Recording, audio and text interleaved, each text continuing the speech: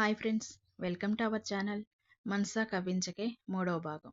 ఏమ్మా దామిని, ఎలా ఉన్నావు అంటూ చెల్లెల్ని పలకరించాడు మనోహర్. నాకే అన్నయ్య, నిక్షేపంలో ఉన్నాను.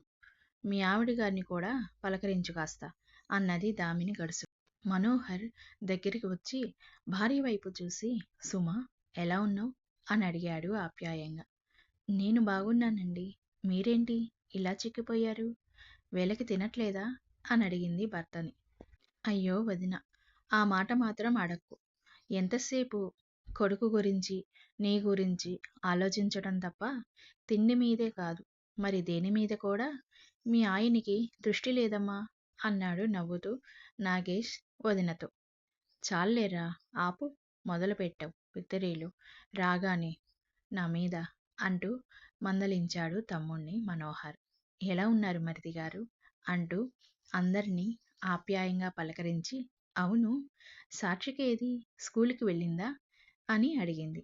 అవునక్క అని సమాధానం చెప్పింది వనజ. మరి మిగిలిన వాళ్ళు అని అడిగేలోగా రిషిత, నితిన్, హర్షిత, హరీష్లు అత్త అంటూ పిన్ని అంటూ ఒక్కొక్కరుగా వచ్చి సుమని పలకరించారు. తర్వాత సుమ ఫ్రెష్ అవ్వటానికని వాళ్ళ గదిలోకి వెళ్ళింది. వెనకే మనోహర్ వచ్చి భార్యని దగ్గరికి తీసుకుని నుదుటి మీద చుంబించి, సుమా, ఎందుకు అంత డల్గా ఉన్నావు అని అడిగాడు. సమాధానం చెప్పకపోయేసరికి, ఎందుకు అంత డల్గా ఉన్నావు అంటూ మళ్ళీ ప్రశ్నించాడు మనోహర్ భార్యని.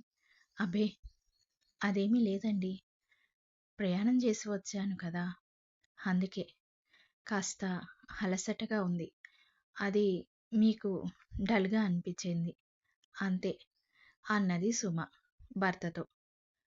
ఏది, ఆ మాట నా కళ్ళల్లోకి సూటిగా చూసి చెప్పు అన్నాడు మనోహర్ భార్య కళ్ళల్లోకి చూస్తూ. సుమ భర్త కళ్ళల్లోకి చూడలేకపోయింది. ఎందుకు సుమ అలా ఉన్నావు? నీ బాధ ఏంటో చెప్పు సుమ అన్నాడు లాలనగా మనోహర్. మీకు తెలియనిదా అండి నా బాధ? వాడు ఈ అమ్మతో ప్రేమగా మాట్లాడే రోజు ఎప్పుడు వస్తుంది? అసలు వస్తుందా లేదా అనేది. నేను బ్రతికి ఉండగా వాడి నోటితో ప్రేమగా అమ్మా అని పిలిపించుకోగలనా లేదా అని, కొడుకుని అక్కున చేర్చుకోగలనా లేదా అని బాధండి. ఎందుకు వాడికి నేనంటే చులకన, కోపం?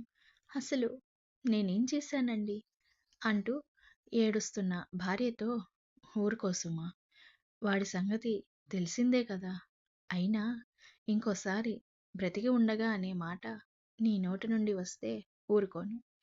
వాడు నిన్ను అర్థం చేసుకుని ప్రేమగా అమ్మా అని పిలిచి నిన్ను సంతోషపెట్టే రోజు తొందరలోనే వస్తుంది.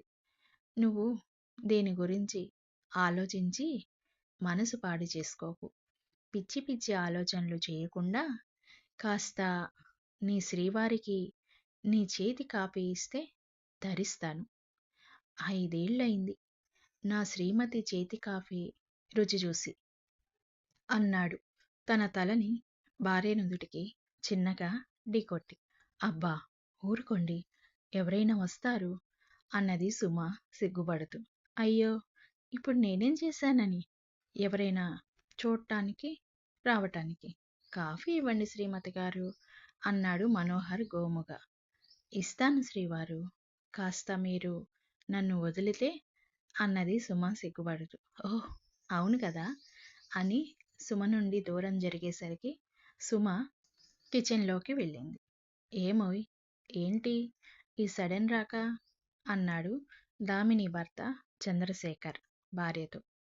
ఏముంది, ఇక్కడ కూడా వాడు కంపెనీలు పెడతాడంట, అది ఒక కారణం అయితే మా అన్నయ్య తన దగ్గర కొన్నాళ్ళైనా ఉండమని గోల చేయడం ఇంకో కారణం అన్నది మూతి తిప్పుతూ దామిని.